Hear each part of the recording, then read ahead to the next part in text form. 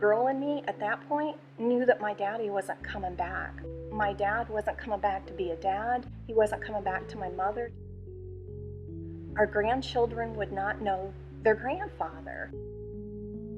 My name is Denise Schick. I am an author and the founder and director of the ministry called Help for Families. When I was 9 years old, my father had shared with me a secret, and that secret was that he wanted to become a woman. I didn't realize at that moment what that would entail in my own life and how his struggle would soon impact me.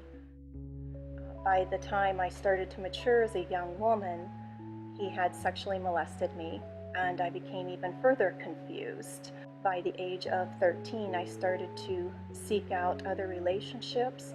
I needed the affirmation of having a man love me, which of course led me into the wrong path many times. By the time I was in 7th grade, I recall having 13 boyfriends. I was so in need of being fulfilled as somebody recognizing me as a girl and loving me, everything that I did not get from my own father. The struggles continued to intensify at home as my father also had a peek hole in our bathroom. It became very uncomfortable to say, I am a girl and this is who I am, to be comfortable in that skin. The enviness and the jealousy that existed in the home became very intense with my dad and I. He had started to wear my clothing as I started to grow older. I was so empty inside and seeking the love and the attention of a father, and I couldn't find that. Right about that time where I thought, is life worth going on for? You know, is there possibly a better life if my life was to end and I could end this pain? When I was 15 years old, I started to date a young man named Mark, who's now my husband. And when I first met Mark, he seemed so different. He respected me. It wasn't like he was out for sex. He wasn't out to just use me.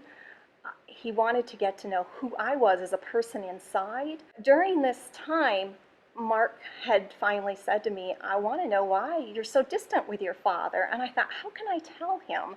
He's going to leave me. And Mark had finally come to the point where he said, I need to know, and I need to know now.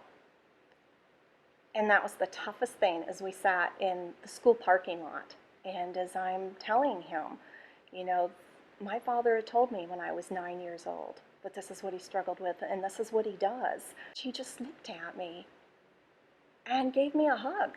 He didn't get out of that Jeep or say, I'm taking you home, I don't want to see you anymore. Mark continued to teach me by coming back into our home and visiting with my dad like he always had. But Mark continued to be like a friend to my father, a male friend who did not reject him because of what he struggled with.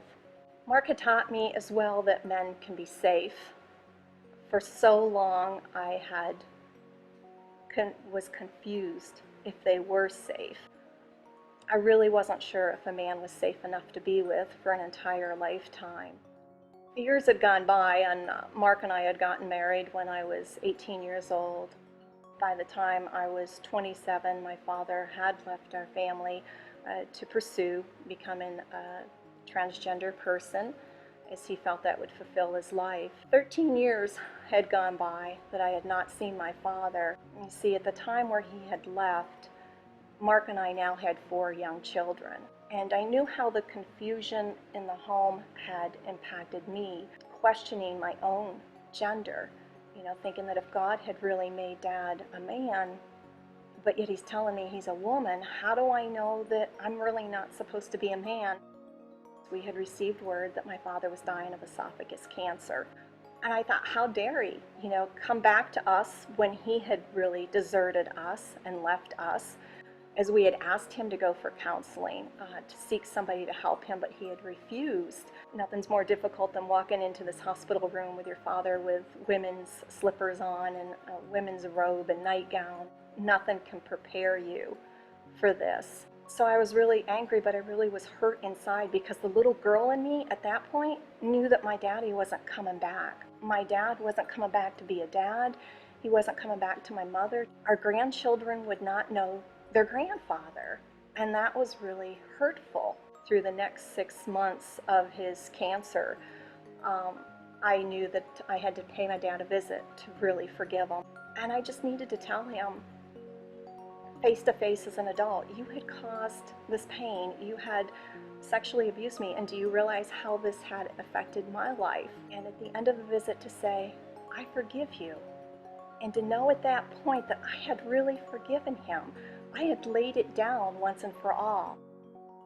After the illness started to take him over, we were going back and forth as much as we could. Started to learn more intensely of the emotional pain that he'd been through. I knew that he was sexually abused. I knew that he felt rejected by his father. My grandmother was an alcoholic. He was known in town as the little lost boy. So I started to grasp an adult level of the pain that was in my dad's life. And I soon discovered the love that I had for my father.